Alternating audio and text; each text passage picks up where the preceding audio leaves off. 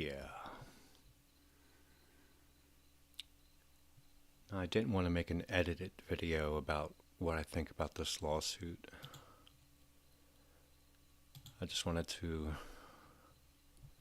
get my thoughts into a video.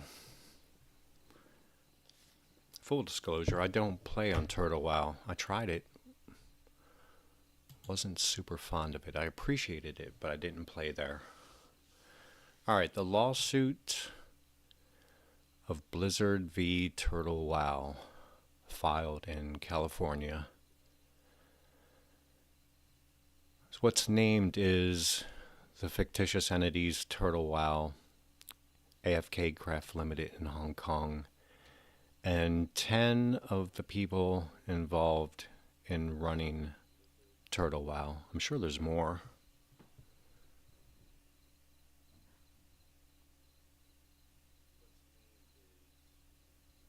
Just have to turn off the volume on my monitor.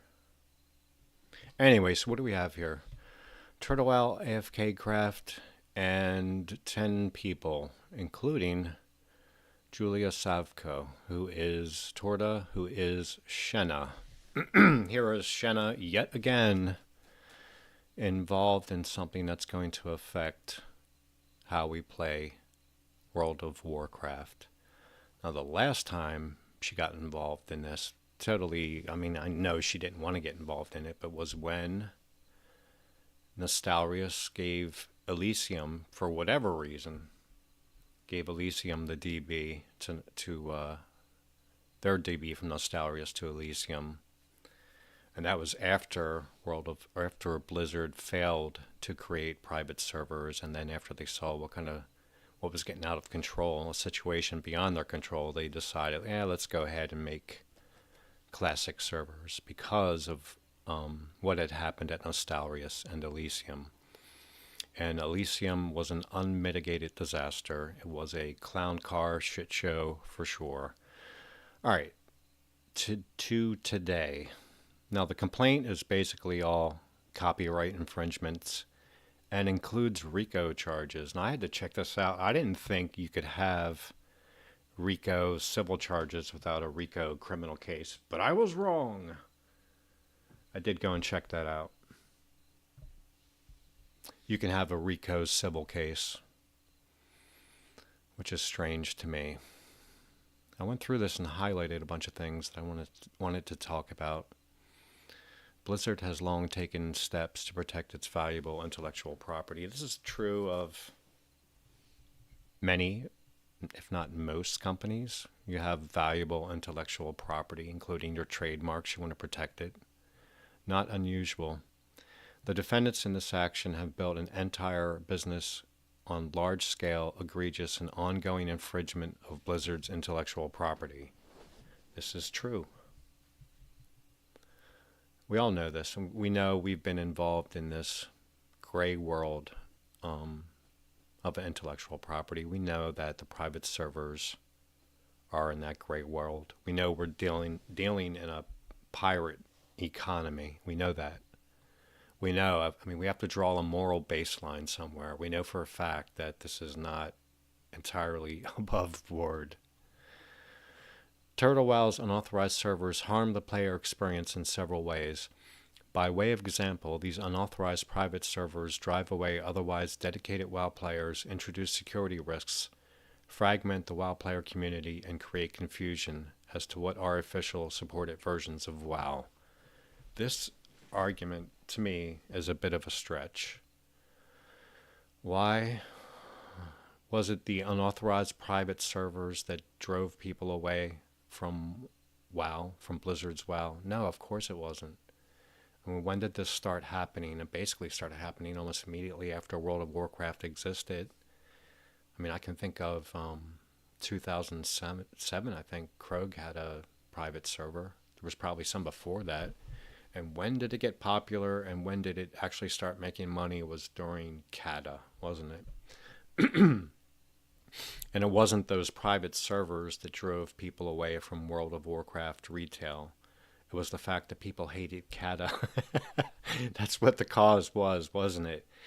So to make this argument is to say that In a world where private servers don't exist, all those people would be playing Blizzard World of Warcraft? No, all those people would not be playing. Still, it is their intellectual property. Turtlewow is among the largest and most sophisticated private WoW servers available today, which is true, which begs the question, why is it only Turtlewow? Why was Ascension, why did they not have a lawsuit against Ascension at the same time? I don't want to talk too much about that because I'm out of my depth, but I did like to know the answer to it. They have encouraged and induced members of the public to install that software. Induced is a strong word. Recently, Turtlewow has been brazenly escalating its efforts to cannibalize and disrupt Blizzard's WoW player community. Has not Ascension also done that recently? I mean, Ascension is freaking advertising on YouTube. This might be the issue, though. Partnering with video game influencers and actively promoting a new version of its infringing game Turtlewow 2.0. This might be why. Undermining the creative work of Blizzard's skilled and devoted employees, which is true. Actually, back here is the issue. Replicating the entity of WoW game into the new Unreal Engine 5 video game engine. That could be the main reason why. I'm just not so sure about that, though. They may have felt that that's the most important thing because of Unreal Engine 5. But, I mean, really, I don't know. When you look at World of Warcraft in an engine like that, it really doesn't look like World of Warcraft anymore. I don't know. I really don't know. Have they undermined the creative work of Blizzard's skilled and devoted employees? They have. They've taken their work, their copyrighted material, and used it, and not a penny of that goes back to World of Warcraft, to Blizzard. We know that's true. They're working together to operate a sophisticated and lucrative global enterprise that develops and sells software. What's that, sells software? The defendants know illegally infringes on Blizzard's trademark and copyrights. That is true. I don't know about that sells part, though. Defendants participating in this enterprise, including authoring and distributing extensive U.S. marketing campaigns and funding solicitations to tout pirated content, constitutes illegal racketeering activity. This is them building the RICO case. Defendants could, but refuse to, restrict the use of their emulated servers within the United States. Therein lies the rub, isn't it? This is the only thing that Blizzard can actually affect. Additionally, one or more defendants have affirmatively asserted to the end-user licensing agreement required to, now they're saying here that the 10 aforementioned people in this lawsuit have been players of Blizzard and agreed to the end-user licensing agreement, which they are now not in compliance with by undertaking this enterprise. That is troubling for them. The Turtlewow entity purports to be located in Kazakhstan. However, Blizzard has reason to believe that the Turtlewow entity is an underfunded fictional shell company that operates as a mere alter ego of an unincorporated association of the individual defendants. What they're saying here is that the structure of Turtlewow is not that of a business that was created to operate in perpetuity, which is a necessary fact for an actual business in the United States, that it is created to siphon money from its players for as long as it can. Which, I mean, both of these things can be true simultaneously. They I mean, really, we know that they will care to operate as long as they can, like any other World of Warcraft private server, to make as much money as they possibly can, which is more true of the current WoW universe. This didn't used to be true, but this is now true. And that they were not created to be an ongoing enterprise. Basically true. The company is located in Hong Kong, has servers throughout Southeast Asia. This is true. I guess their main server is where? In the Netherlands? I'm guessing that they do their banking out of Hong Kong. I do not know the answer to that. Now, here's the listing of the 10 defendants, which represent this fictitious enterprise. Torta, which is Shena, is an individual residing in Moscow. I presume that's true. I'm sure she's in Russia somewhere. Blizzard is informed, believes on the basis the defendant Shagu is an individual who resides in Stuttgart, Germany. Now, Shagu, as a developer in Turtlewow, I did not know that to be true. I don't know that to be true just because it's listed here. I mean, this is really painful to me. Shagu, who has been an incredible force in the private WoW server community for some time now, is listed here, and now his website is reduced. His website's pretty much gone now. Where's I have a printout here somewhere. Where is it? Is this it? Yeah, this is all his website says now. And he states here, this was yesterday, I've never worked for Turtlewow and was never part of their team. I independently developed open source add-ons. This is, I mean, that's the Shagu I know. I did not know that he was involved in administering this. I can't believe it's true. It's possibly true. I simply made adjustments to my add-ons at goodwill for the players, free of charge. I mean, he doesn't make money doing this. I wonder if his database is still up, though, of his add-ons. This is really, really disappointing to me and pretty painful. So he's in Germany. Now this is the guy that's in trouble.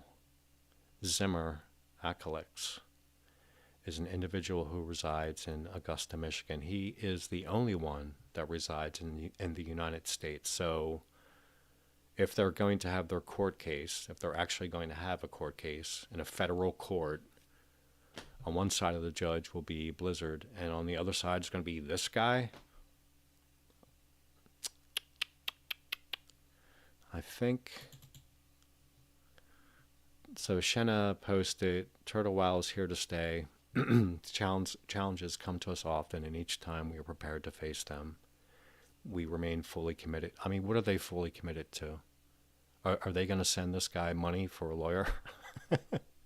I hope so. I'll tell you what they're going to be fully committed to is keeping their revenue stream open. That's going to be where their challenges are. I mean, I don't have anything against Shena, really. But, man, I hope this dude is in for a world of hurt. Everybody else here, Bulgaria, Netherlands, Romania, Netherlands, Czech Republic, Germany, Russia.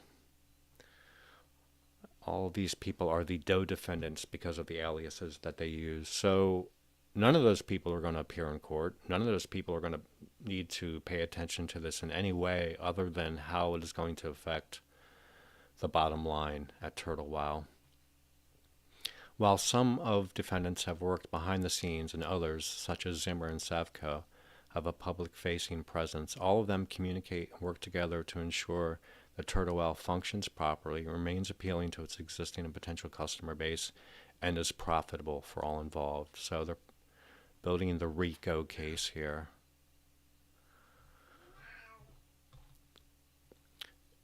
In order to recoup its massive investments in WoW and to pay for the substantial ongoing maintenance and updates to the game, Blizzard charges users a subscription fee. So this, again, is the basis of a financial argument, which I don't see how it's going to be effective.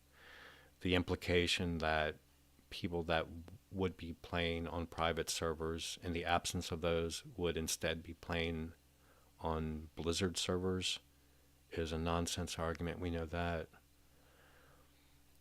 Prior to playing WoW and installing the WoW client software, players are required to set up a Battle.net account. So we're getting at the end user licensing agreement here. And the BattleNet did not even exist until CATA, I think. I don't think this argument matters for the fact that they're emulating pre-BattleNet launcher software. I don't think that makes a difference. Blizzard is informed and believes, and on that basis alleges, that Turtlewow primarily is directed by Shenna, who oversees the operation of Turtlewow through fictitious shell companies such as Turtlewow and AFK Craft. This is true. Shenna is the one that drives it. Defendants aggressively market and advertise Turtlewow in the United States. Now, this is part of the problem, is the actions, the activities that happen in the U.S. This is what they're going to go after. And there's some Blizzard artwork.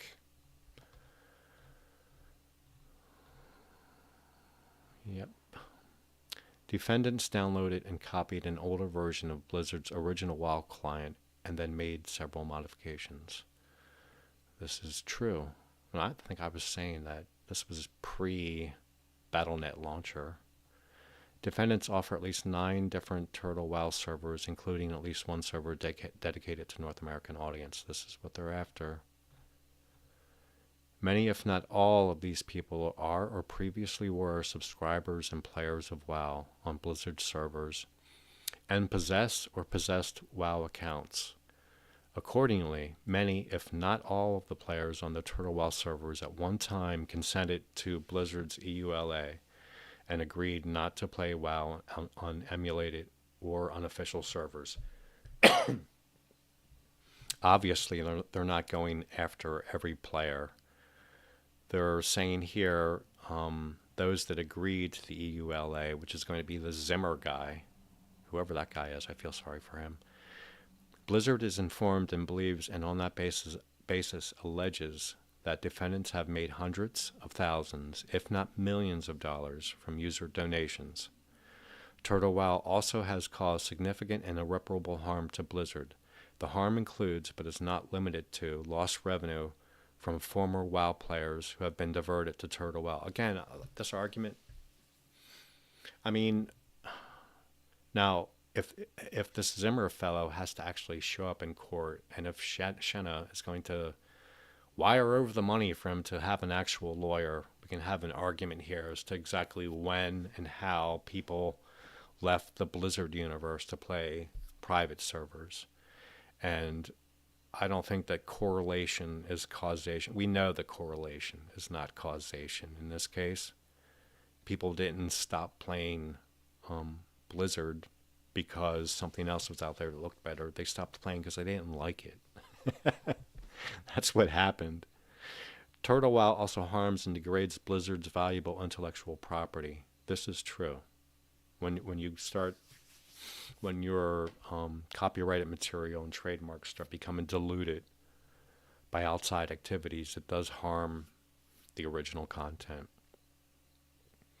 Turtlewow user created a thread titled Relocation Suggestion for the development team, noting that the threat of a copyright takedown notice from Blizzard is a very real danger that the team does not seem to take very seriously, and suggested that the Turtlewow team relocate their operations to the country of San Marino due to the fact that San Marino has no copyright laws.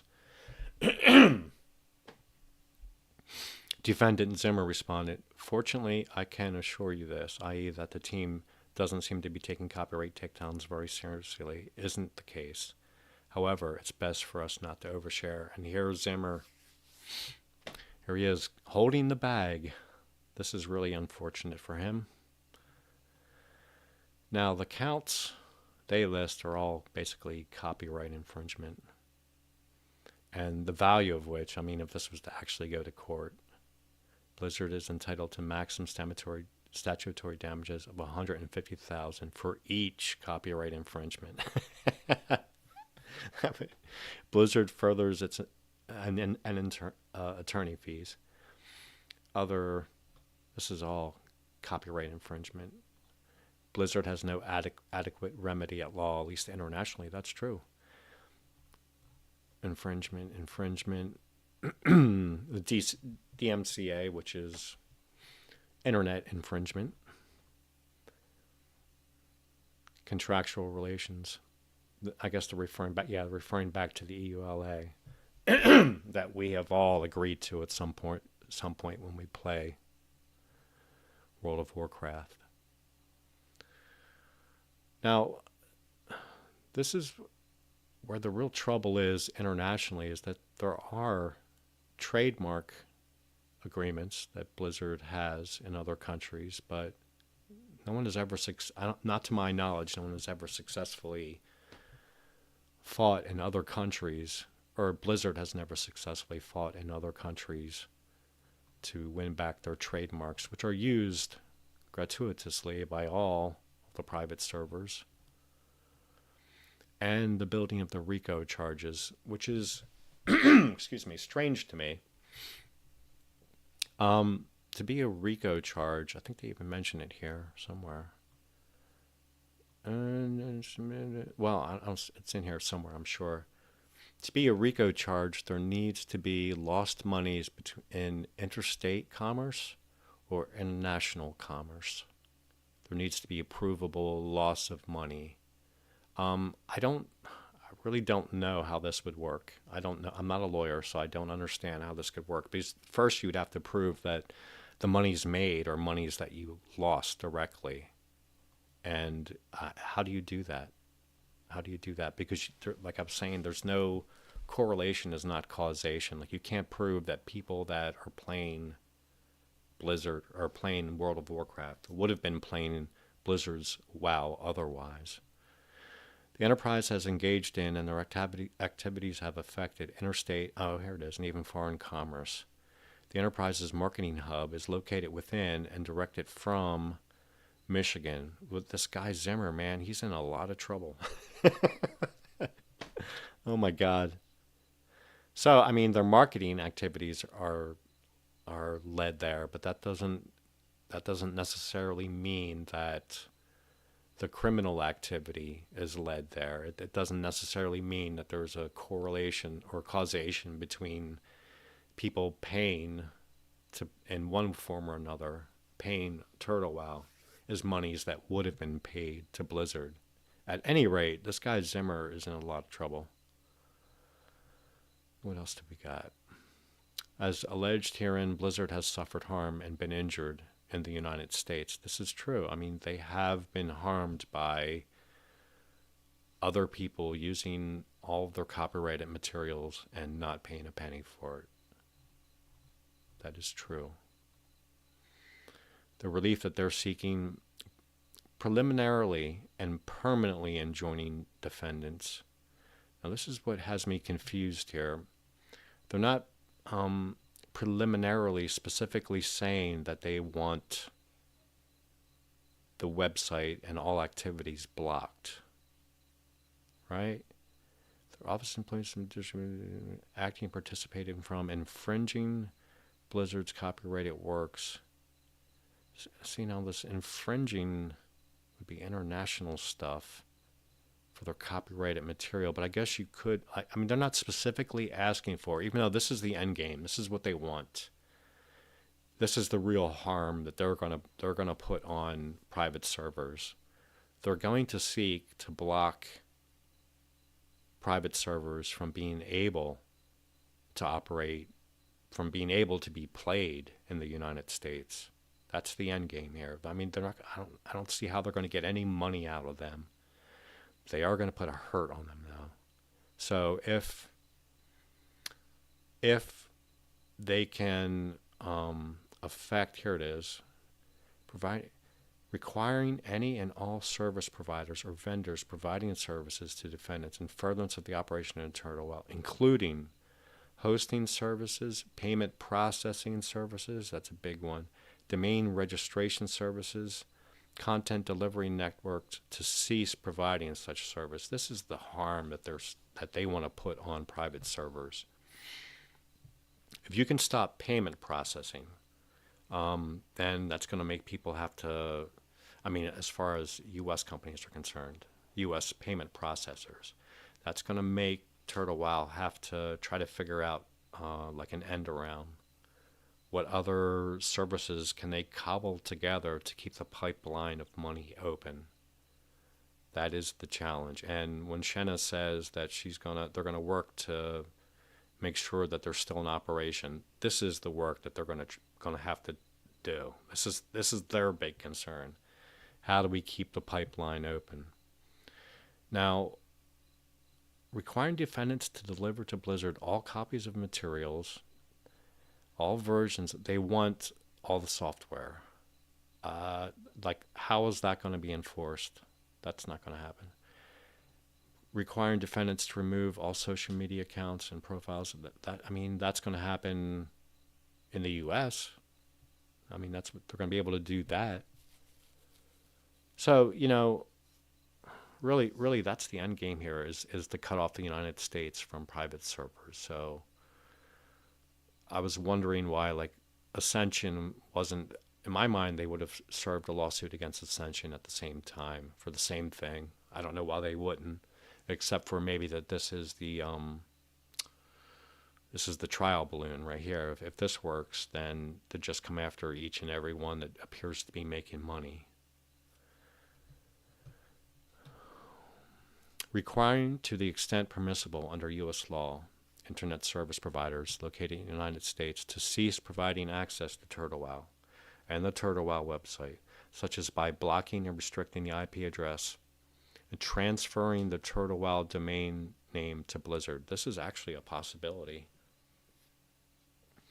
ICANN could, as a result of either a private settlement or court order, like if the United States federal government hands ICANN the result of this court action, and it says this domain, Turtlewow, should now go to Blizzard, ICANN would do that. They would. Requiring to extend permissible internet, but that doesn't mean they couldn't open up another server. Blocking or restricting the IP addresses, that is what they're going after, to block this in the United States. Interestingly, the U.S. did just have a major case that went to the Supreme Court where this current federal government, which is a fucking mess, they wanted to make sure that no part of the federal judicial system could enforce nationwide injunctions. But that's against the federal government. Now, was there any language in there about something like this, about what would be a federal ban, a nationwide ban issued from one court to ban total access to a foreign entity? I have no idea if there was anything in that court action about this. I would be surprised if there were, but I'm not going to read that to find out. It's probably going to happen, I would assume. What I'm really confused about is why it doesn't specifically state to preliminarily, permanently enjoin operations in the United States right away. It doesn't say that, really. It's more like after the fact, after the court case is done. I don't know. But my interest in any of us that play on private servers in the United States, our interest is going to be, is this the way it's going to be going forward? Because they're gonna win most of the parts of this case, because as far as I could see, there isn't going to be anybody there defending the case, or there isn't going to be there's not going to be Turtlewow, the fictitious entity, is not going to be sitting in court. I feel sorry for that Zimmer dude, though. Like, this dude, I don't know if they could come after him personally. He's going to be in a world of hurt. Marketing lead defended Zimmer. This is the only dude that lives in the U.S. I feel sorry for that dude. I feel sorry for Shagu. I think after his involvement with Turtlewow, he was already hating on Turtlewow and the Turtlewow community. After my brief involvement with Ascension, or not Ascension, but Epic, I was with their team for a little bit, and I got to see what private server communities like, and really, you're a bunch of fucking animals. At least when you can't play your game, you turn into a bunch of fucking animals. I can't wait to see what the U.S. private server people are like after this court action happens, and it could take a while. It could take a year for this to happen, or if this preliminary injunction or enjoinment happens, if this actually means that they can block it right away, then I guess we're going to see pretty fast how this plays out. Anyway, it's all depressing. What's depressing the most is that Blizzard failed to keep its community engaged for some time now. It has been exciting that a lot of these private servers are trying something new. Like I was saying, I tried Turtlewow. I didn't much care for it, but it's cool what they're trying to do. And maybe the evolution of this game is, we don't even know what it's going to be. Like, we didn't know when Blizzard sent its C&D to Nostalrius. We didn't know that we'd eventually get classic servers out of that. We didn't know that was going to happen, even though that's what the Nostalrius guys were hoping for. But in my mind,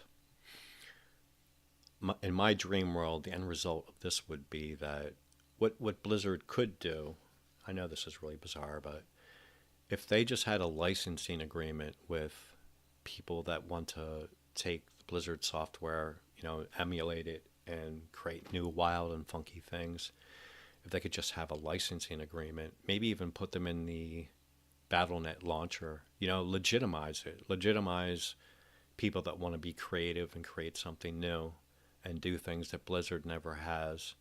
The problem with that whole concept is, man, that does dilute the value of your intellectual property. And also there's the problem, like what they're hinting to here that didn't happen, is that it actually cannibalizes your own market, which isn't happening now. The people that are playing, by and large, the great majority of people that play private servers either already play both or would not have played Blizzard otherwise. And that's why they left Blizzard and went to private servers. And for example, like when Apple took, when Apple decided to license their software, they thought that they would grow the market, and the individual companies that created their own hardware running on Macintosh software just cannibalized and destroyed Apple. That's why when Steve Jobs got back, he's like, no, we got to put an end to this, because it did not help. But in this case, it wouldn't hurt if there could be licensing agreements with Blizzard. Honestly, I think Blizzard should have stopped World of Warcraft after Pandaria. But if they could create like a licensing situation where, they even use BattleNet as their own portal for all these different ideas, I think that would be, really theoretically what they should do is just what Activision should do is spin off the World of Warcraft part of Blizzard and have it run as a licensing agreement. That's what I think. I know it's crazy, but what's Blizzard doing otherwise? Anyway, these are all of my thoughts, crazy as they are.